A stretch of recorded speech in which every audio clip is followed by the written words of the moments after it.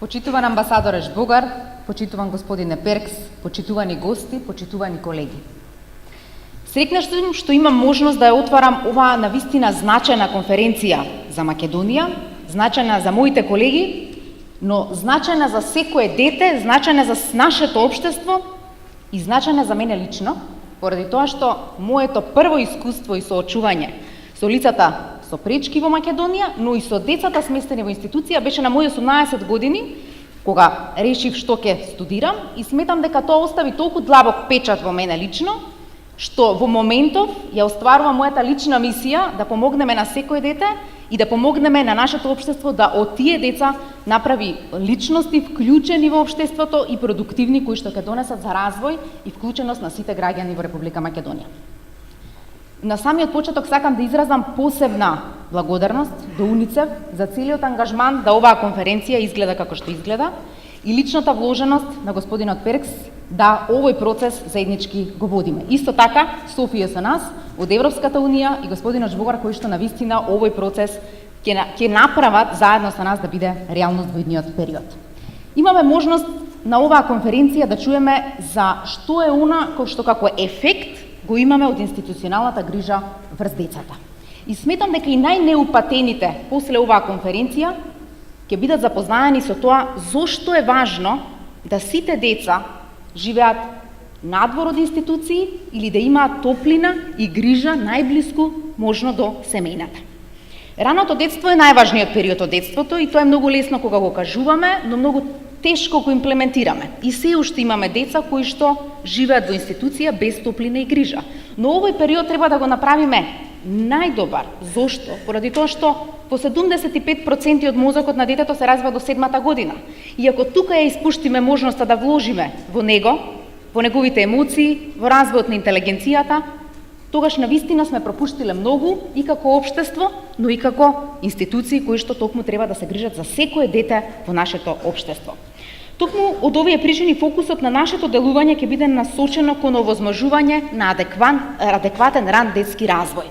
И ние како влада имаме цврста определба дека ќе вложуваме и во градинки, и во центри за ран детски развој за сите деца. Но важно е да активно зборуваме и делуваме по однос на децата кои што денеска, а и во изминатиот период, живеат во институции кои што сите вие ги плаќате, но сепак не го даваат ефектот за развој и грижа на тие дечиња кои што се таму. Кога ќе се исцрпат сите други можности за грижа, можеби и треба да кажеме дека ете некоја институција треба да биде отворена за периодично да сместени децата таму, за да се помогне и на родителите и на згрижувачките семејства. Но ние треба да се трудиме да што пократок биде периодот на престој таму и што подобар да биде третманот или грижата за овие деца во истите овие институции. Но сместувањето секогаш треба да биде прилагодено на индивидуалните потреби и можности на децата за кои што државата има одговорност да се грижи.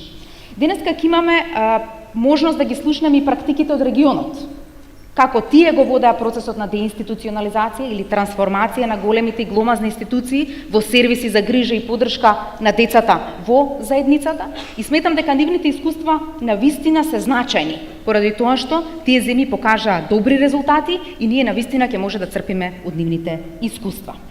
Ние како Министерство во наредниот период ќе работиме на превентивни механизми на зајакнување на биолошките семејства, но исто така ќе работиме и на формирање на мрежа на згрижувачки семејства, роднински семејства, кои што сепак се поблиску до биолошкото семејство него оние институции кои што во моментов ги нудиме. Да не се плашиме. Големите институции ќе прераснат во модерни центри за поддршка на семејствата, згрижувачки, роднински или биолошки семејства. Токму затоа ни се потребни сите сервиси на локално ниво, заедно со локалната самоуправа да ги развиеме, за да може да што подобро го заштитиме семејството, поради тоа што и на родителите им треба обука и родителски вештини. Исто така им треба поддршка во моменти кога самите тие како родители се стигматизирани и отфрлени од општеството и немаат каде да се обратат, тогаш во тие моменти е многу критично и лесно да го остава детето. Но ако нашиот систем, кој што ние сите заедно го раководиме и секој од нас е вклучен во тој систем, најголем дел тука сте мои колеги, сметам дека треба да дадеме максимум да превенираме давање на дете во институција или откажување на биолошките родители од детето. А ние толку тоа лесно го правиме, велиме да, дај го детето, ќе се грижи државата. Но дали ние нудиме соодветна грижа и заштита? Дали имаме толку згрижувачки семејства? Дали имаме високо ниво на квалитет во згрижувачките семејства? Одговорот на сите овие прашања е не. Токму затоа сметам дека секој поединец што е тука во салата, а и колегите кои што не гледат надвор, треба да бидат свесни дека ние сме тие кои што може да направиме најмногу да овој систем профункционира и да делуваме превентивно, таму каде што не можеме да делуваме превентивно, да обезбедиме квалитетна грижа и заштита во згрижувачки или понатаму новиот институт роднински семејства. Со оглед на тоа што приоритетното прашање е ран детски развој на оваа влада, ние ќе инвестираме во предучилишно образование и градинките и оние центри педагошки кои што ги размислуваме скоро ќе станат реалност. Почитувани во овој процес на деинституционализација не сме сами. Како што спомнав на почетокот, тука ги имаме делегацијата на Европската унија, UNFPA, UNDP, УНИЦЕФ, Мировниот корпус, Институтот Отворено општество, Хелсиншкиот комитет и низа на други граѓански организации и амбасади во Република Македонија. И токму затоа во името на Министерството на труд и социјална политика, но и во мое лично име, ви се заблагодарувам за целата поддршка и можноста што ни ја давате да овој процес го водиме заедно. Оваа конференција ќе ја заокружиме со јавна заложба, дека ќе останеме посветени на оваа реформа и дека ќе создадеме услови децата од 0 до 3 години до 2020 година повеќе да не се сместуваат во овие облици на институционална заштита, бидејќи секое дете е важно и бидејќи секое дете треба да расте во топлина, љубов и грижа од друго човечко суштество. Ви благодарам.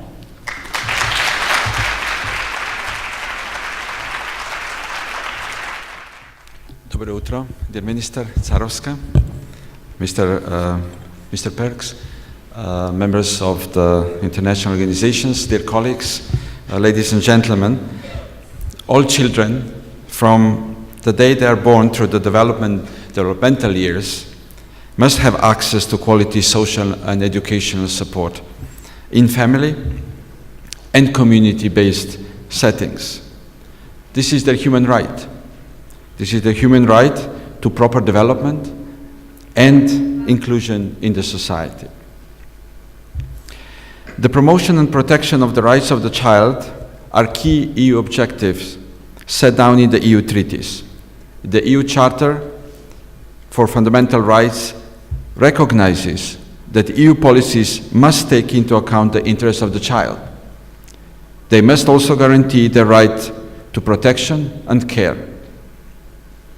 Furthermore, the European Commission is guided by the principles of the UN Convention on the Rights of the Child, ratified by all EU member states.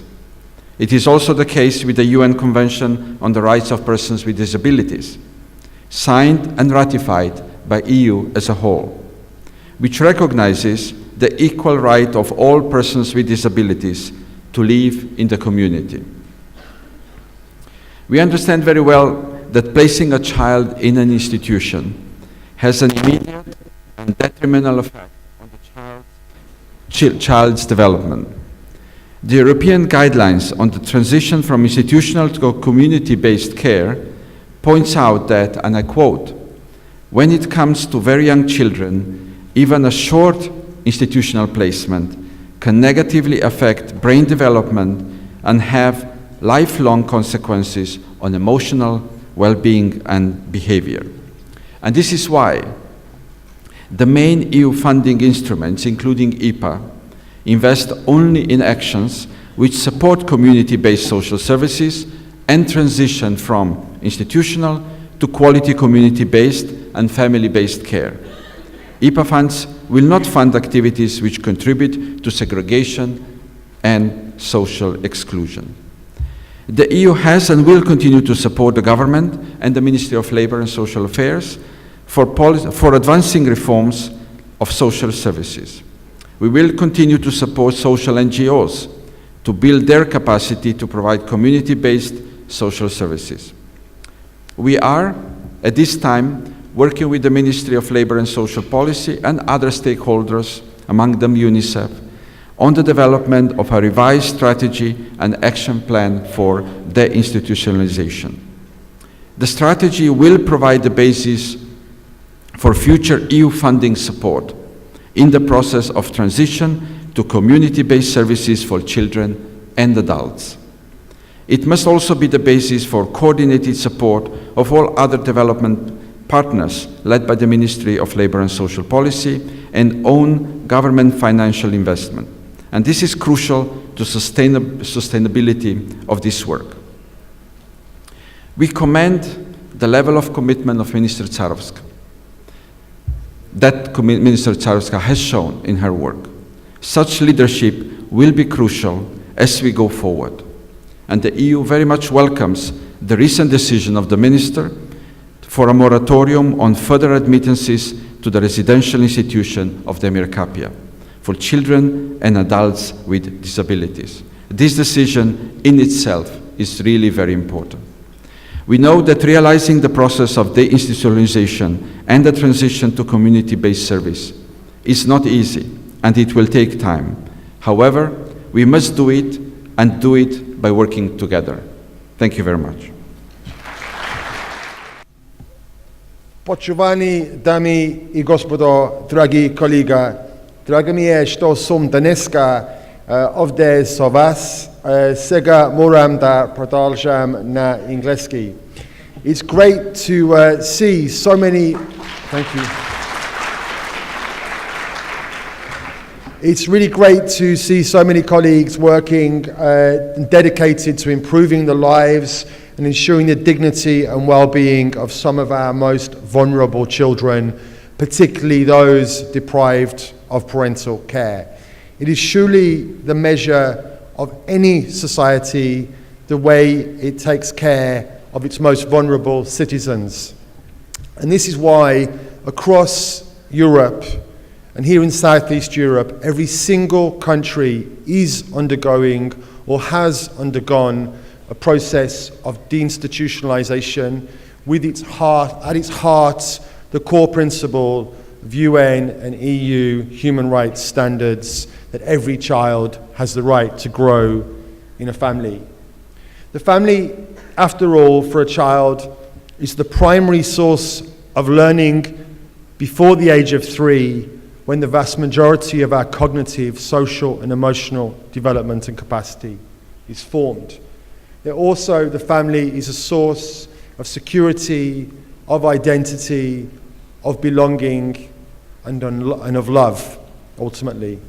And when newborns in any country with the institutionalization policy are abandoned in the maternity ward, what happens is they are taken from the ward and placed into a large-scale institution in a crib, and they sit and they wait and they wait and they wait, because the human resources structure of any large-scale institution, no matter how dedicated, caring and professional the staff are, only has the capacity to give 1 or 2 hours of attention, engagement and affection to that child each day. As moms and dads, as aunties and uncles, in some cases grandparents, we know that this is simply not enough. And all of this is happening at the most important period of child brain development.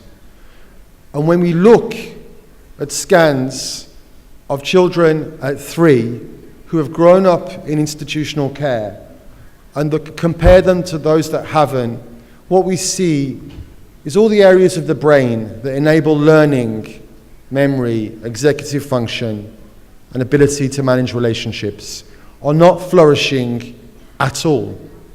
And this can only be reversed by returning a child to the natural place that a child belongs, in the heart of a loving, caring family.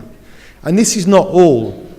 In the most heartbreaking, perhaps, piece of psychological research in history, when doctors put heart rate monitors on children in situations of emotional neglect in institutions, they found that the heart rate was really elevated, despite the fact that children had become detached, despite the fact that children had learned to stop crying out and to stop seeking attention because they knew it would never come.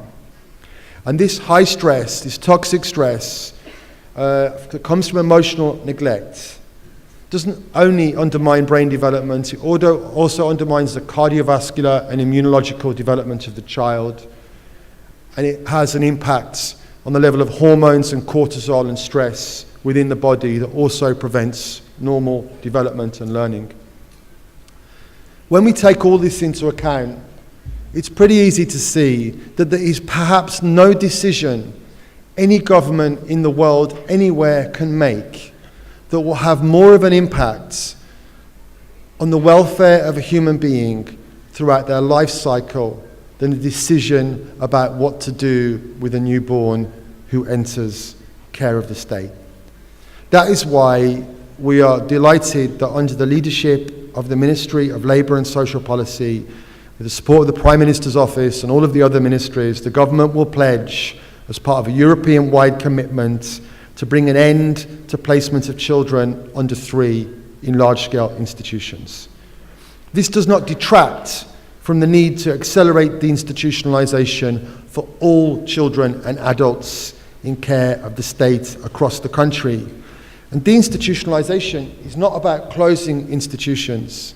It's about transforming institutions so those dedicated and caring and committed and experienced staff within them can put their efforts into supporting family-based services throughout the country. We need to do 3 things. We need to work with the health sector and the social work sector to prevent institutionalisation through prenatal visits and in the maternity wards, to identify as early as possible risk of abandonment and do everything we can to prevent it. We need to expand foster care services and streamline adoptive services. There are around 70 children in the infant home in Bitola, but 200 families waiting to adopt. We can do something to accelerate that process, and it's good to see that the government is very committed to that. There is always a small number of children that cannot go back to the biological family and cannot go into foster care. And this is the 3rd thing. For those children, we need to build small group homes that are very small scale institutions that replicate to the extent possible family life for all children. But that is only ever a last resort. When we look at family-based care, fostering and adoption, what we see is it's between 1/3 to 1/2 of the cost of keeping children in institutions. In addition to that, the long-term negative impact of institutionalization on the cost of a human being, which has a cost for society, is also removed. So there is a fiscal argument as well as a human rights argument for deinstitutionalization. Proportionally, many countries in the region had similar rates of institutionalization of young children just a few years ago as we have today, and they have worked hard, in some cases, to bring the rate to 0. We will be discussing how they did that, learning and sharing from those lessons today. And I think if we come together and unite and work hard on this, we can do this. Naši deca, naši nina, naši odgovornost. Благодаря много.